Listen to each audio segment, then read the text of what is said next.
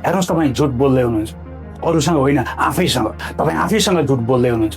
तपाईँको दिमाग कमजोर होइन, तपाईँको सोचाइ कमजोर, तपाईँको माइन्ड कमजोर होइन, तपाईँको माइन्डलाई ट्रेनिङ नपुगेको। यो माइन्ड पावरको बारेमा भएको इतिहासको सबैभन्दा शक्तिशाली डिस्कभरी। जति हामी नयाँ नयाँ कुराहरू सिक्दै जान्छौँ त्यति नै हाम्रो दिमाग झन् यङ हुँदै जान्छ, झन् युवा हुँदै जान्छ। त्यही भएर हेर्नुहोस्, तपाईँलाई पनि मेरो दिमाग कमजोर छ भन्ने भ्रम छ भने त्यो आजैदेखि तोड्नु होला। रिसर्चले नै देखाएको छ कि our mind can change, our mind can grow and it can adapt at any age. And that makes our brain very powerful, like a supercomputer. It is exactly like going to the gym. The more you train a muscle, the bigger and stronger it becomes. Same like that. The more you train your brain, the bigger and stronger it becomes. त्यसैले आजैदेखि यो दिमागलाई र्यान्डमली automatic मोडमा चल्न दिने होइन। यो उमेरको कुरा होइन हेर्नुहोस्, यो अभ्यासको कुरा हो। It is not about age. It is about training. It is about practice. Focus र एटेन्सनको ट्रेनिङ गर्नुपर्छ, यसलाई बढाउनु पर्छ, डिस्ट्र्याक्सन्सलाई डिलिट गर्नुपर्छ, अनि मात्र माइन्ड स्ट्रङ हुँदै जान्छ, अनि मात्र माइन्ड पावरफुल हुँदै जान्छ। कन्सियसली यसलाई ट्रेनिङ गर्नुपर्छ, पावरफुल एन्ड इन्सपायरिङ इन्फर्मेसन्सहरू फिड गर्नुपर्छ, इम्पावरिङ बिलिफ्सहरू एडप्ट गर्नुपर्छ, थट्स एन्ड इमोसन्सलाई कन्ट्रोल गर्नुपर्छ।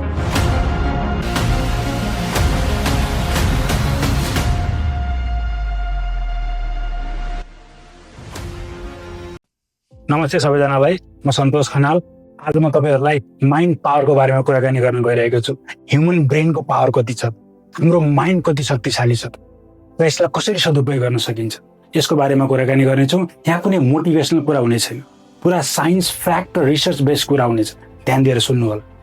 जो मान्छेहरूले यो सोच्नुहुन्छ नि, म कमजोर छु, मसँग ट्यालेन्ट छैन, म स्मार्ट छैन, होइन, म जति पढे पनि केही सम्झिन सक्दिनँ, मेरो दिमाग नै कमजोर छ। हेर्नुहोस्, तपाईँ झुट बोल्दै हुनुहुन्छ, अरूसँग होइन आफैसँग। तपाईँ आफैसँग झुट बोल्दै हुनुहुन्छ। तपाईँको दिमाग कमजोर होइन, तपाईँको सोचाइ कमजोर, तपाईँको माइन्ड कमजोर होइन, तपाईँको माइन्डलाई ट्रेनिङ नपुगेको। हेर्नुहोस्, साइन्सले के भन्छ भन्दा हाम्रो ब्रेनमा लगभग 86 बिलियन न्युरोन्सहरू हुन्छ, 86 अर्ब neurons, and each neuron can form thousands of connections. यसलाई साइनाप्स भनिन्छ। यसरी हेर्नुहुन्छ भने there are trillions of synaptic connections, and that makes our brain very powerful, like a super computer. र यसको स्टोरेज क्यापासिटी नै लगभग 2.5 मिलियन गिगाबाइट्स हुँदो रहेछ। 2.5 मिलियन जिबी, यो भनेको 25 लाख जिबी हो। यदि एउटा भिडियो, एउटा मुभी 1 जिबीको छ भने हाम्रो माइन्डमा 25 लाखवटा मुभी अट्न सक्ने स्टोरेज क्यापासिटी हुने रहेछ। हेर्नुहोस् कति पावरफुल छ हाम्रो दिमाग, हेर्नुहोस् त कति पावरफुल छ हाम्रो माइन्ड। यसले हाम्रो जीवनभरिको पुरा एक्सपिरियन्स डिटेलमा अट्न सक्छ। हेर्नुहोस्, लाखौँ किताबको ज्ञान अट्न सक्छ हाम्रो दिमागमा। तर हामीलाई केही नयाँ कुरा सिक्ने भन्ने बित्तिकै दिमाग नै भारी भयो जस्तो लाग्छ, होइन। आज पढ्यो भने भोलि नै बिर्सिन्छु कि भन्ने लाग्छ। किन यस्तो हुन्छ त आखिर? किनकि हाम्रो माइन्ड अनट्रेन्ड छ। यसलाई पावरफुल बनाउनको लागि ट्रेनिङको आवश्यकता छ। के को ट्रेनिङ भन्दा फोकस र एटेन्सनको ट्रेनिङ, डिसिप्लिन र कन्सिस्टेन्सीको ट्रेनिङ, इमोसन ह्यान्डल गर्ने ट्रेनिङको आवश्यकता छ, माइन्ड मास्टरीको ट्रेनिङको आवश्यकता छ, अनि मात्र माइन्ड पावरफुल हुँदै जान्छ। तर बहुसङ्ख्यक मानिसहरू हाम्रो माइन्डको पावरलाई एक्नोलेज गर्नुको सट्टा, त्यसलाई स्वीकार गर्नुको सट्टा, त्यसलाई बुझ्नुको सट्टा हेर्नुहोस् साना साना लिमिटेसन्सहरू कोरेर आफ्नो क्षमतालाई उजागर गर्ने कोसिस नै गर्दैन। यही हो सबसे ठुलो विडम्बना। त्यही भएर आजैदेखि माइन्डको पावरलाई बुझ्ने कोसिस गरौँ, किनकि त्यसले हामीलाई मोटिभेसन मिल्छ, सेल्फ मोटिभेसन मिल्छ। म त ट्यालेन्ट पो रहेछु भन्ने कुराको त फिल गराउँछ, होइन। र जब हाम्रो आफ्नो क्षमतालाई हेर्ने नजर बदलिन्छ नि, तब हाम्रा सपनाहरू पनि बदलिन्छन्, हाम्रो जीवनलाई हेर्ने दृष्टिकोण नै बदलिन्छ, and eventually our life will be different. अब कुरा गरौँ माइन्ड पावरको बारेमा भएको सबैभन्दा शक्तिशाली डिस्कभरीको बारेमा। हाम्रो दिमागसँग या भनौँ हाम्रो ब्रेनसँग आफैलाई बदल्न सक्ने क्षमता हुने रहेछ। यसलाई न्युरोप्लास्टिसिटी भनिन्छ। हेर्नुहोस्, यसले आफ्नो स्ट्रक्चर, आफ्नो फङ्सन्स, आफ्नो न्युरल कनेक्सन्सलाई जुनसुकै उमेरमा पनि बदल्न सक्ने रहेछ। यो माइन्ड पावरको बारेमा भएको इतिहासको सबैभन्दा शक्तिशाली डिस्कभरी। र हाम्रो ब्रेनले आफूलाई कसरी बदल्न सक्छ भन्दा न्यू लर्निङ्स र न्यू एक्सपिरियन्सको आधारमा। जति हामी नयाँ नयाँ कुराहरू सिक्दै जान्छौँ त्यति नै हाम्रो दिमाग झन् यङ हुँदै जान्छ, झन् युवा हुँदै जान्छ। That means our brain is not fixed. It can change, it can grow and it can adapt at any age. यो भनेको के भन्दा हाम्रो दिमागले जहिले पनि सिक्न सक्छ, जुनसुकै उमेरमा पनि सिक्न सक्छ, र जति बेला पनि आफूलाई बदल्न सक्छ।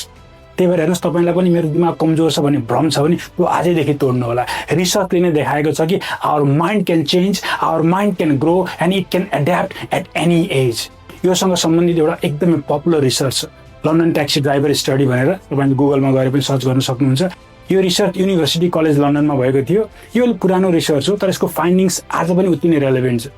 लन्डनमा ट्याक्सी ड्राइभरहरूले ड्राइभिङ टेस्ट पास गर्नको लागि लन्डनको त्यो कम्प्लेक्स म्याप र त्यहाँका हजारौँ स्ट्रिटहरू याद गर्नुपर्ने रहेछ र ती सबै कुरा याद गरिसकेपछि उनीहरूको जब ब्रेन स्क्यान गरेर हेरियो नि के पाइयो भन्दा त उनीहरूको त मेमोरीको एरिया त हिप्पोक्याम्पसको सर्ट एन्ड पार्ट अरू सामान्य मान्छेको तुलनामा ठुलो भएको देखियो। यसको निचोड के हो त भन्दा न्यू लर्निङ्स एन्ड न्यू एक्सपिरियन्सले के गर्छ भन्दा हाम्रो ब्रेनलाई फिजिकली चेन्ज गर्दो रहेछ। त्यति मात्र होइन, जब ती ट्याक्सी ड्राइभरहरू जसले 20,000 भन्दा बढी स्ट्रिटको म्यापहरू याद गरेका थिए र जब उनीहरू रिटायर भए त त्यो म्यापहरू त्यो स्ट्रिटहरू बिस्तारै बिर्सन थाले, तब उनीहरूको ब्रेन स्क्यान गर्दा के पाइयो भन्दा त्यो हिप्पोक्याम्पसको त्यो मेमोरी नेभिगेसनको एरिया पहिलाको तुलनामा सानो भएको पाइयो। त्यही भएर यो रिसर्चबाट पनि के सिक्न सकिन्छ भन्दा हाम्रो दिमाग हामीले प्रयोग गर्दै जाँदा बढ्दै जाने रहेछ र प्रयोग गर्न छोडेपछि कमजोर हुँदै जाने रहेछ।